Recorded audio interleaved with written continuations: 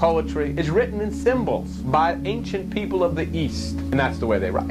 And that's the way they wrote. And that's the way you talk. Come on over here, Frank. We're going to shoot the bull. Are you going to get a gun out and blast some black animal's head off? Or are you going to have a conversation? Well, if you're reading the Bible and they were saying they're going to shoot the bull, you'd say, well, they were sacrificing an animal. No, they weren't. They were having a conversation. What about she spilled the beans? Man, there's beans all over the floor. No, she just simply said something she shouldn't have said. We have a symbolic language, and as soon as you hear that symbolic language, you understand it. And yet the Bible tells you it's parable. God speaks in parable, Psalm 78. Jesus never taught but in a parable, Mark 4:34. The Old Testament is allegorical, Galatians 4:24. Wisdom is understanding the dark sayings of the ancients, Proverbs 1:6. So what are you taking this stuff literally for? It's not written literally. God has to speak to the people in China, and has to speak to you, and has to speak to the people in Africa, and has to speak to the people in Bolivia. And so he uses symbols.